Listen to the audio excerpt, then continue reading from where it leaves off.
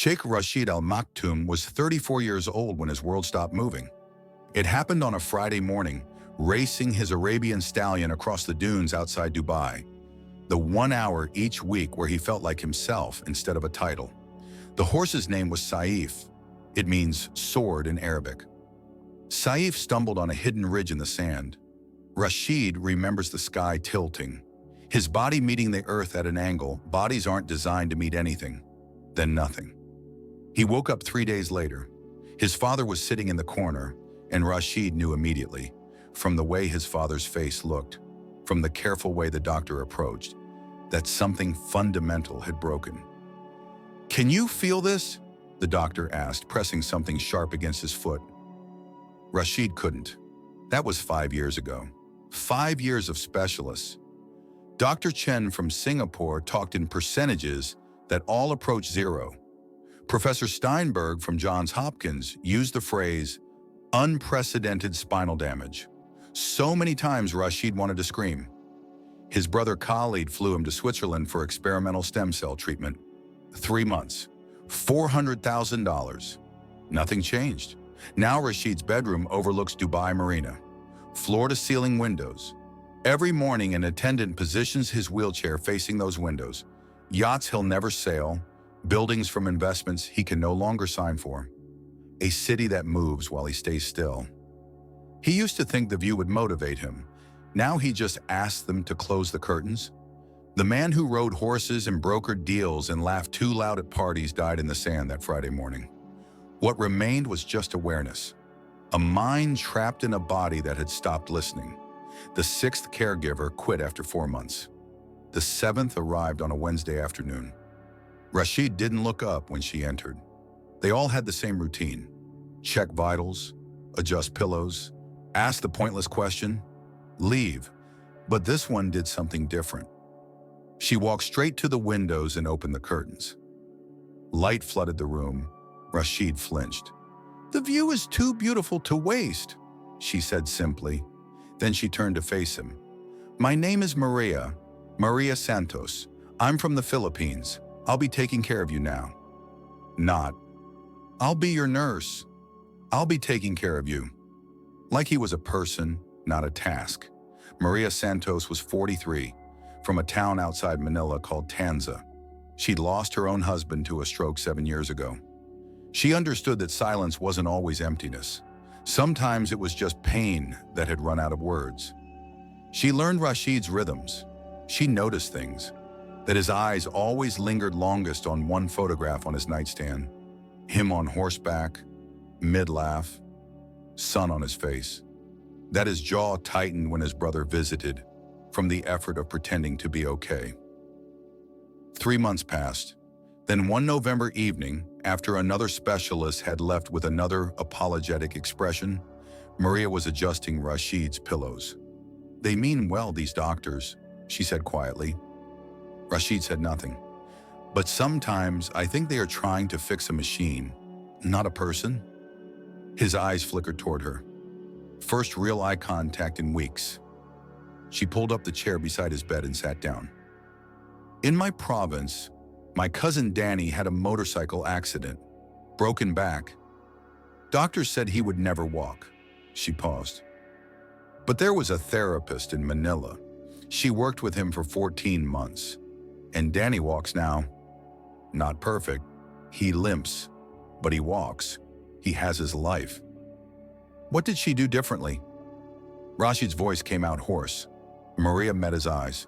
"She treated him like he was worth the time." The sentence hung in the air.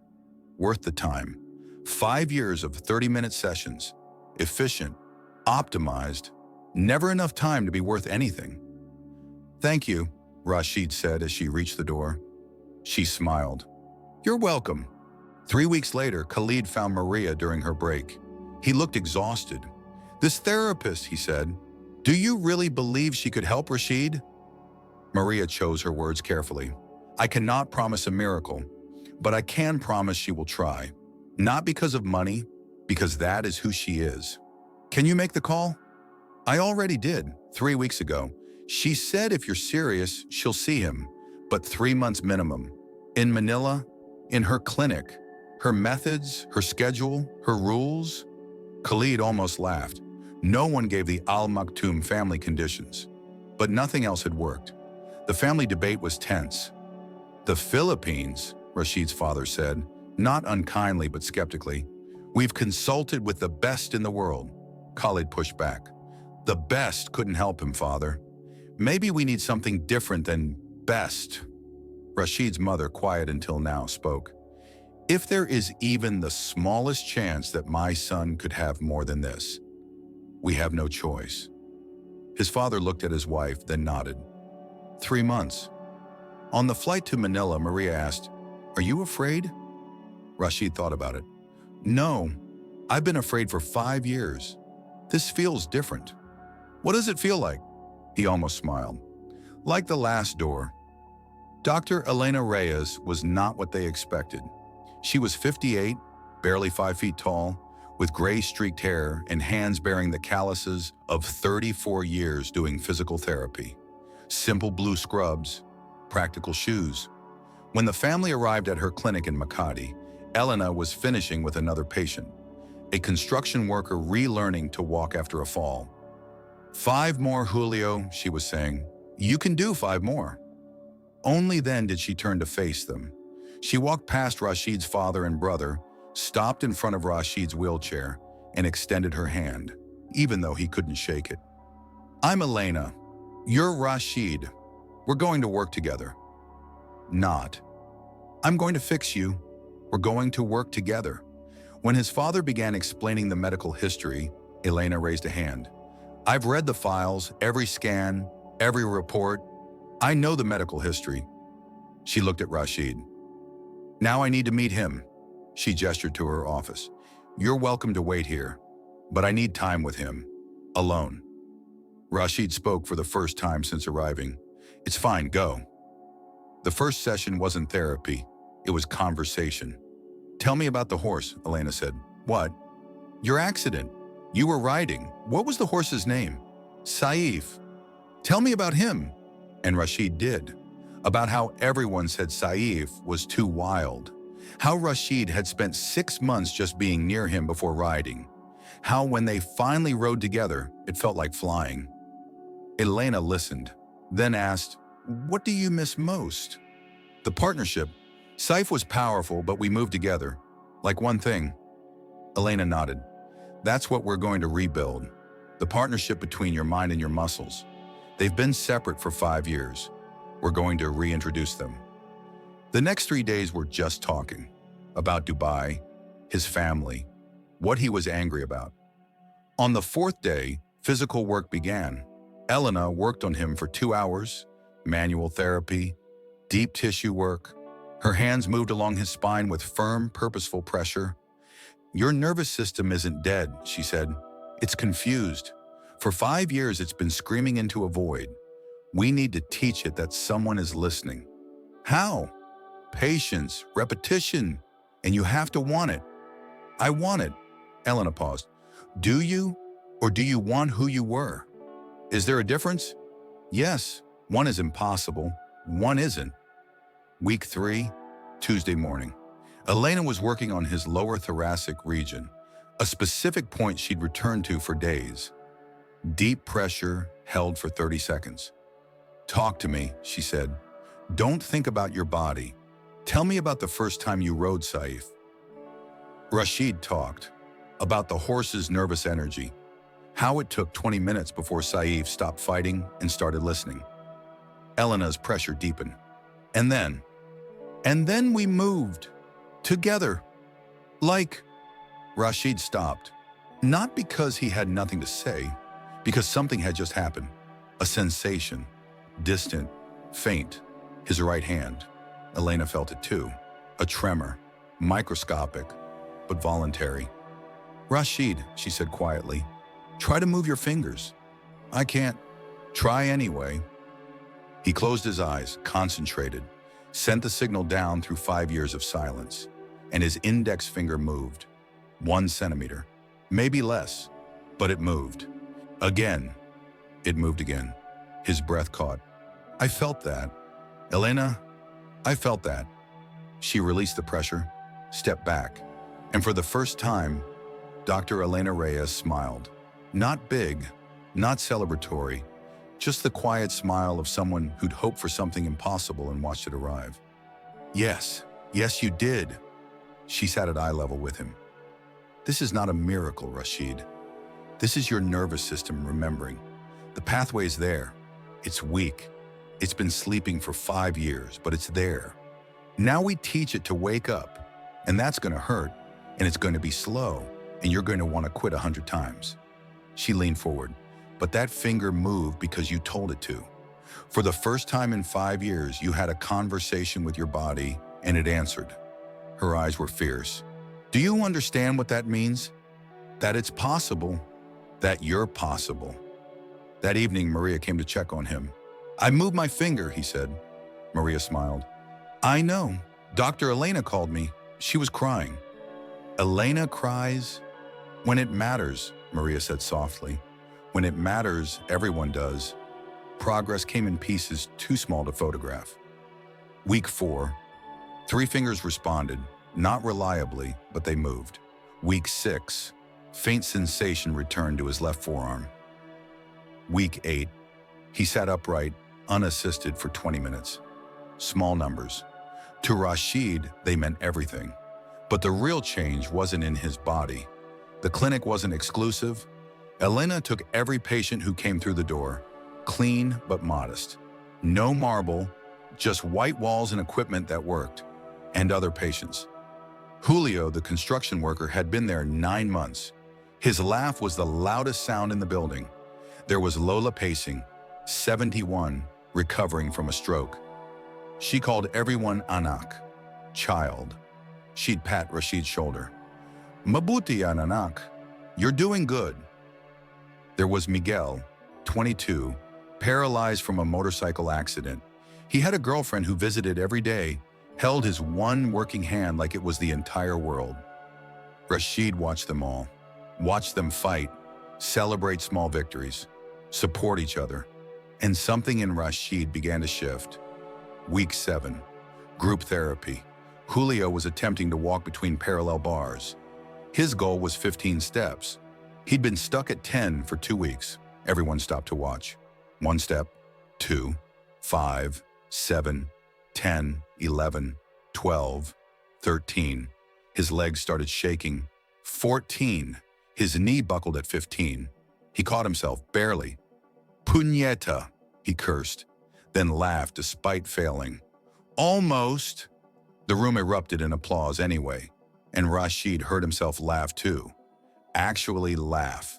The sound came out rough, unpracticed, but real. From across the gym, Maria covered her mouth, tears streaming. Elena walked over afterward, crouched beside his wheelchair. You know what that was? What? That was you deciding you're still alive. Elena never oversold the progress. When Rashid got frustrated because his left side barely responded, she was honest. Your left side may never fully recover. The damage there is more severe, but your right side is waking up. Your core is stronger. That's real, that matters. But I'll never be who you were. Definitely not. That person is gone, Rashid. She looked at him directly. But you can become someone new, someone who knows what matters, someone who fought back from impossible. That person might be better. His last day at the clinic, 12 weeks, Rashid could now move 4 fingers on his right hand, could grip objects, had significant core strength, could sit upright for over an hour. It wasn't a recovery, it was a beginning. He asked Elena a question he'd held for weeks. Why do you do this? You could make 10 times more at a private hospital. Elena stopped cleaning equipment, sat down. I had a son, Gabriel. He had cerebral palsy, lived to 16. Her voice was steady, but her hands weren't. For his whole life, people treated him like he was already gone, like he was a tragedy with a heartbeat. But he wasn't. He was funny. He loved basketball. He had opinions about everything. He was a person. She met Rashid's eyes. I do this because everyone deserves to be treated like my son should have been treated. Like they matter. Not because they might recover, but because they're here. I'm sorry about Gabriel. Me too. Every day. She stood, placed her hand on his shoulder. But he taught me how to do this work. So he's still here. In every person I treat, including you. Rashid returned to Dubai in February. His father met him at the airport. How do you feel? Rashid thought about it. Present. The work continued. He hired a Filipino therapist Elena had trained. 3 hours a day, 4 days a week. Every Sunday at 9 a.m., his phone rang. Elena, without fail. How's the grip? Better. I held a coffee cup yesterday. And spilled half of it, but I held it. Elena laughed. Next week you'll spill less. This is how it works. She never missed a call. 8 months after returning, Rashid invited his family to his study. Khalid, his parents, Maria. When they arrived, they found him at his desk. His right hand still weak, still trembling, but his holding a pen. On the paper, in shaky but deliberate handwriting, I'm still here. His mother covered her mouth, started crying. Khalid wiped his eyes. Maria just smiled. Yes, you are. The story never made the news. Rashid kept it private. This wasn't about publicity or miracles. It was about a man who fell and people who refused to let him disappear. Late at night now, Rashid sits by his window, curtains open, looking at the city. He still can't walk. His left side barely responds. He needs assistance with most tasks, but his right hand can write, can hold a cup, can reach out and touch his brother's arm, can exist in the world as more than a witness. Last month, a package arrived from Manila, a photograph, the clinic staff, Julio standing with his cane, Lola making a peace sign, Miguel and Sofia, Elena in the center, arms crossed. On the back, in Elena's handwriting, proud of you, keep going, you matter. Rashid placed it on his nightstand, right next to the photo of him on Saif. 2 versions of himself, both real, both him. People ask sometimes, what did the Philippines do that no one else could? The answer is simple and complicated and everything. They saw him, not the injury, not the prognosis, not the impossibility, just Rashid, a man who loved horses and coffee and his brother's terrible jokes, a man who was still there, waiting for someone to believe it. In the world's best hospitals, he was a problem to solve. In a modest clinic in Manila, he was a person worth knowing. And sometimes, not always, but sometimes, that's not just the difference between healing and not healing. It's the difference between living and simply being alive, between existing and mattering. Rashid still has hard days, days where nothing works and everything hurts. But on those days, he looks at the photograph from Manila, remembers Julio's laugh, Lola saying Mabutian, Elena's hands, Maria's faith. The moment his finger moved, and he picks up his pen, and he writes, one slow, difficult, beautiful word at a time.